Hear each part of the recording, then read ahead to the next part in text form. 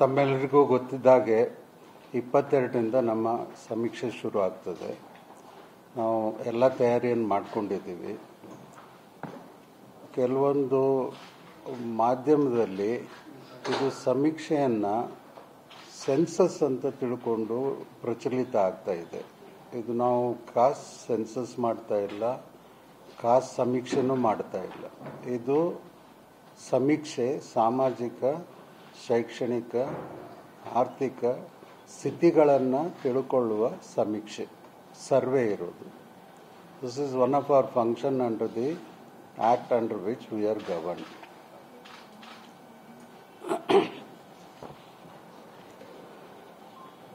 ಈಗ ಮಾಧ್ಯಮ ವಲಯದಲ್ಲಿ ಮತ್ತು ಸಾರ್ವಜನಿಕ ವಲಯದಲ್ಲಿ ಕೆಲವು ಕಳವಳ ಅಂತಕ ಎಲ್ಲ ವ್ಯಕ್ತಪಡಿಸಿರೋದ್ರಿಂದ ಅವುಗಳಿಗೆ ಆಯೋಗದಿಂದ ಸ್ಪಷ್ಟೀಕರಣ ನೀಡಲಿಕ್ಕೆ ತಮ್ಮನ್ನೆಲ್ಲ ಇಲ್ಲಿ ಕರೆದು ನಾನು ಮಾತಾಡಲು ಬಯಸ್ತಾ ಇದ್ದೀನಿ.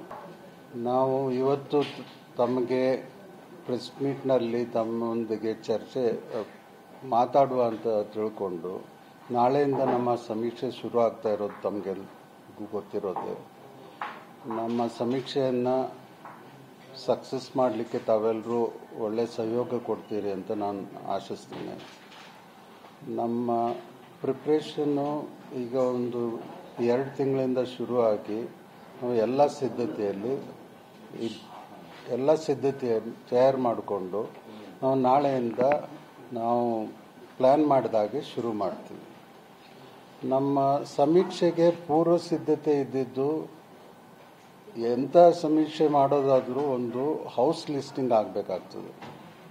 ಈ ಹೌಸ್ ಲಿಸ್ಟಿಂಗ್ ಕಾರ್ಯಕ್ರಮ ನಾವು ಹೊಸ ಒಂದು ವ್ಯವಸ್ಥೆಯಲ್ಲಿ ಆ್ಯಪ್ ಡೆವಲಪ್ ಮಾಡಿ ಹೌಸ್ ಲಿಸ್ಟಿಂಗನ್ನು ಮುಗಿಸಿದ್ದೀವಿ. ಹೌಸ್ ಲಿಸ್ಟಿಂಗ್ ಅಂತಂದರೆ ನಮ್ಮಲ್ಲಿ ಇವಾಗ ನಮ್ಮ ಸಿಸ್ಟಮ್ನಲ್ಲಿ 2 ಕೋಟಿಗಿಂತ ಹೆಚ್ಚು ಮನೆಗಳನ್ನು ಗುರುತಿಸಿ ಅವನ್ನು ಜಿಯೋ ಟ್ಯಾಗ್ ಮಾಡಿ ಲೊಕೇಶನ್ನ ಗುರುತಿಸಿ ಅದನ್ನು ನಾವು ಅದನ್ನು ಬ್ಲಾಕ್ ಮಾಡಿ ನಮ್ಮಲ್ಲಿ ಸಿದ್ಧತೆ ಪಡ್ಕೊಂಡಿದ್ದೀವಿ. ಇದರಿಂದ ನಮಗೆ ನಮ್ಮ ಸರ್ವೇಯರು ಹೋಗಿ ಸರ್ವೆ ಮಾಡಲಿಕ್ಕೆ ಅನುಕೂಲ ಆಗ್ತದೆ. ನಾವು ಇದಕ್ಕೆ ಇಂಧನ ಡಿಪಾರ್ಟ್ಮೆಂಟ್ನವರ ಸಹಯೋಗದಿಂದ ನಮ್ಮ ದೇಶದಲ್ಲೇ ಪ್ರಥಮವಾಗಿ ಇಂಥ ಆ್ಯಪನ್ನು ಡೆವಲಪ್ ಮಾಡಿ ಸಕ್ಸಸ್ಫುಲ್ಲಾಗಿ ಸಾಧಾರಣ ಎಲ್ಲ ಮನೆಗಳನ್ನು ನಾವು ಇವಾಗ ಮ್ಯಾಪ್ ಮಾಡಿ ನಮ್ಮ ಸಿಸ್ಟಮ್ನಲ್ಲಿ ರೆಕಾರ್ಡ್ ಮಾಡ್ಕೊಂಡಿದ್ದೀವಿ. ಅಂದಾಜಿಗೆ ಒಂದು 2 ಕೋಟಿಗಿಂತ ಜಾಸ್ತಿ ಮನೆಗಳು, ಕುಟುಂಬಗಳು ಇದ್ದಾವೆ ಅಂತ ಹೇಳಿ ನಾವು ಅದನ್ನು ಸಕ್ಸಸ್ಫುಲ್ಲಾಗಿ ಇವಾಗಲೇ ಎಲ್ಲ ಮ್ಯಾಪ್ ಮಾಡಿ ರೆಡಿ ಮಾಡ್ಕೊಂಡಿದ್ವಿ. ಅದು ಜಿಯೋ ಟ್ಯಾಗ್ ಆಗಿ ನಮ್ಮಲ್ಲಿ ಇನ್ಫಾರ್ಮೇಷನ್ ಬಂದ ಮೇಲೆ ಅದಕ್ಕೆ ಅನುಕೂಲವಾಗುವ ಹಾಗೆ ನಾವು ಬ್ಲಾಕನ್ನು ಮಾಡ್ತೀವಿ. ಬ್ಲಾಕನ್ನು ಮಾಡೋದು ಯಾತಕ್ಕಂತಂದರೆ ಸರ್ವೇಯರ್ ಹೋಗುವಾಗ ಪ್ರತಿಯೊಬ್ಬ ಸರ್ವೇಯರ್ಗೂ ಇಷ್ಟು ಮನೆಗಳು ಅಂತ ಅಸೈನ್ ಮಾಡಿ ಒಂದು ಅಂದಾಜು ಒಂದು 130, 140, 150 ಡಿಪೆಂಡಿಂಗ್ ಆನ್ ಬ್ಲಾಕ್ಗೆ ನಾವು ಅಸೈನ್ ಮಾಡಿ ಅವರಿಗೆ ಕಳಿಸ್ಕೊಡ್ತೀವಿ. ಅವರು ಸರ್ವೆಗೆ ಹೋಗುವಾಗ ಅವರಿಗೆ ಒಂದು ಹೌಸ್ ಲಿಸ್ಟಿಂಗ್ನಲ್ಲಿ ನಾವು ಒಂದು ಯುನಿಕ್ ಹೌಸ್ ನಂಬರನ್ನು ಜನರೇಟ್ ಮಾಡಿರೋ ಇನ್ಫಾರ್ಮೇಷನ್ ಕೊಟ್ಟು ಅದನ್ನು ರೂಟನ್ನು ಅವರಿಗೆ ಗುರುತಿಸಿಕೊಟ್ಟು ಲೊಕೇಶನ್ನು ಅವರಿಗೆ ತಲುಪಿಸಿ ಅದರ ಪ್ರಕಾರ ಅವ್ರು ಹೋಗಿ ನಾಳೆಯಿಂದ ಸರ್ವೆಯನ್ನು ಶುರು ಮಾಡ್ತಾರೆ. ಈ ಹೌಸ್ ಲಿಸ್ಟಿಂಗ್ ಆದಮೇಲೆ ಮುಂದುವರಿಯೋದು ನಮ್ಮ ಸರ್ವೆ ಕಾರ್ಯಕ್ರಮ. ಅದರಲ್ಲಿ ಇವಾಗ ಅಂದಾಜು ಒಂದು 1,35,00,000 ಬ್ಲಾಕ್ ಅಥವಾ 1,61,000 ಬ್ಲಾಕನ್ನು ಮಾಡಿ ನಾವು ಅಸೈನ್ ಮಾಡಿದ್ದೀವಿ ವರ್ಕ್. ಈ ಸರ್ವೆ ಮಾಡೋರಿಗೆಲ್ಲನೂ ನಾವು ಸರಿಯಾಗಿ ಟ್ರೈನಿಂಗ್ ಕೊಟ್ಟು ಅವರು ಹೇಗೆ ಉಪಯೋಗಿಸ್ಬೇಕು. ಯಾಕಂದರೆ ನಮ್ಮಲ್ಲಿ ಈಗ ಹ್ಯಾಂಡ್ ಹೆಲ್ಡ್ ಡಿವೈಸ್ನಿಂದ ಅತ್ಯಂತ ಆಧುನಿಕವಾದ ಇದನ್ನು ಆ್ಯಪನ್ನು ರೆಡಿ ಮಾಡಿ ಅವರಿಂದ ಸರ್ವೆ ಮಾಡಿಸ್ತಾ ಇರೋದು. ಅವರಿಗೆ ನಾವು ಟ್ರೈನಿಂಗ್ ಕೊಟ್ಟಿದ್ದೀವಿ.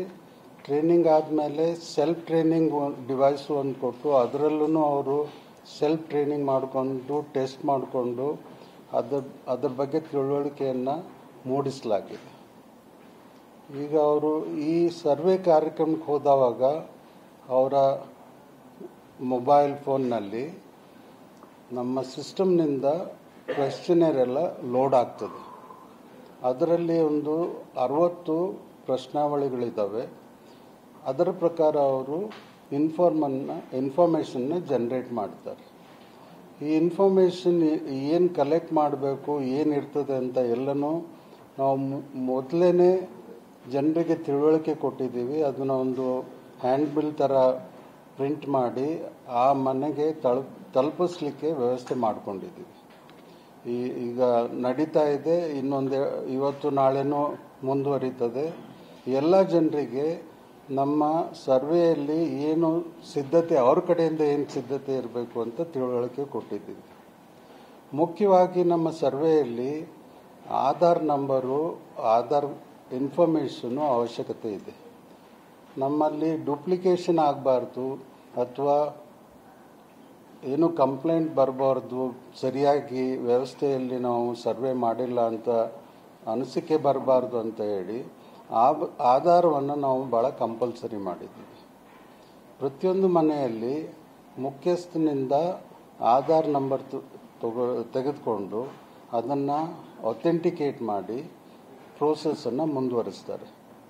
ಈ ಪ್ರೋಸೆಸ್ನಲ್ಲಿ ಕ್ವೆಶ್ಚನರ್ ಪ್ರಕಾರ ಅವರು ಮನೆಯಲ್ಲಿ ಎಷ್ಟು ಜನ ಇದ್ದಾರೆ, ಅವ್ರದ್ದು ವಯಸ್ಸು, ಬಾಕಿ ಎಲ್ಲ ಇನ್ಫಾರ್ಮೇಷನ್ನ ಕಲೆಕ್ಟ್ ಮಾಡ್ತಾರೆ. ಬೇರೆ ಮೆಂಬರ್ಸದ್ದು ಆಧಾರ್ ನಂಬರನ್ನು ರೆಕಾರ್ಡ್ ಮಾಡಿಕೊಂಡು ಮುಂದುವರಿಸ್ತಾರೆ. ನಮ್ಮಲ್ಲಿ ಒಂದು ಕುಟುಂಬ ಅಂತ ಸಿಸ್ಟಮ್ನಲ್ಲಿ ಈ ಪಡಿತರ ಚೀಟಿಗಳು ನಂಬರ್ ಬಂದರೆ ಅದರಲ್ಲಿ ಆ ವ್ಯವಸ್ಥೆಯಲ್ಲಿ ಏನು ಇನ್ಫಾರ್ಮೇಷನ್ ಇದೆ ಅದೆಲ್ಲನೂ ನಮ್ಮ ಡಿವೈಸ್ನಲ್ಲಿ ಆಟೋ ಪಾಪ್ಯುಲೇಟ್ ಆಗ್ತದೆ. ಅಂದರೆ ಸುಮಾರಷ್ಟು ಟೈಮ್ ಸೇವ್ ಆಗ್ತದೆ. ನಾವು ಹೊಸದಾಗಿ ಬರ್ಕೊಳ್ಳೋದನ್ನು ಸೇವ್ ಮಾಡಲಿಕ್ಕೆ ಕುಟುಂಬ ಡಾಟಾದಲ್ಲಿ ಜನರದ್ದು ಏನು ಹೆಸರಿದೆ, ಅವ್ರ ವಯಸ್ಸು, ಅವ್ರದ್ದು ಬಾಕಿ ಡೀಟೇಲ್ಸು, ಆಧಾರ್ ನಂಬರ್ ಎಲ್ಲ ನಮ್ಮ ಸಿಸ್ಟಮ್ನಲ್ಲಿ ಆಟೋಮೆಟಿಕ್ಕಾಗಿ ಬರ್ತದೆ. ಅದನ್ನು ವೆರಿಫೈ ಆದಮೇಲೆ ಆ ಡೀಟೇಲ್ಸು ಕಡಿಮೆ ಇದ್ದರೆ, ಎಡಿಷನ್ ಮಾಡಲಿಕ್ಕಿದ್ರೆ ಸರ್ವೇಯರು ಅದನ್ನು ಆ್ಯಡ್ ಮಾಡಿಕೊಂಡು ಮುಂದುವರಿಸ್ತಾರೆ.